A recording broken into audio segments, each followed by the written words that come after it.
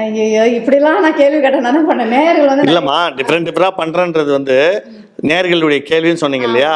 இது எப்படி எப்படி பண்றாங்கன்னு கேட்க போறீங்க. ஆமா. அவங்களுக்கு பதிலா உங்களுக்கு தெரிஞ்சுக்க ஆசை இருக்கா? எனக்கு ஆசை இருக்குது, அவங்களுக்கும் ஆசை இருக்குது. சரி, சொல்லுங்க, கேளுங்க.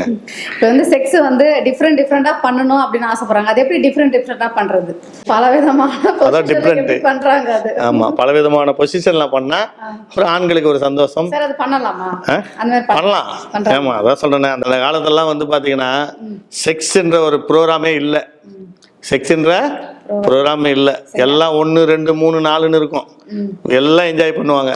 வலிமையான ஆண்கள் இருந்த காலம். 1 2 3ன்னு புரியல. மனைவிகளை சொன்னேன். ஓகே. அந்த காலத்துல உண்டு. இப்பெல்லாம் ஒண்ணுக்கே வேலை இல்லை. ஒண்ணுக்கே வேலை இல்லை.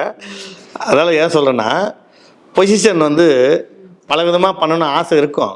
அது ஆண்களுக்கா பெண்களுக்கா? ஆண்களுக்கு இருக்கும், பெண்களுக்கும் இருக்கும். ஆனா பெரும்பாலும் ஆண்களுக்கு தான் இருக்கும், பெண்களுக்கு இருக்காது. பெரும்பாலும் குடும்ப பெண்கள், யோ வேற வேலை இல்லையா உனக்கு, என்ன இப்படி படுன்ற அப்படி படுன்ற, எங்கேயா போய் கத்துட்டு வந்துட்டியோ அப்படின்னு சந்தேகமே படுவாங்க. ஏன்னா ஆண்கள் தான் அதிகம் ஆசைப்படுறாங்க, பெண்கள் ஆசைப்பட மாட்டாங்க. ஒரு பிரச்சனை உருவாகும். இருந்தாலும் கணவனுக்கு ஒரு சுகத்தை கொடுக்கணும். இல்லை நம்ம கொடுக்கலன்னா அந்த எஸ்கேப் ஆயிடுவான். கண்டிப்பா. அதால என்ன பண்றாங்க, சுகமான ஒரு பொசிஷனுக்கு பெண்கள் வந்து செய்ய சொல்லலாம், செய்வாங்க.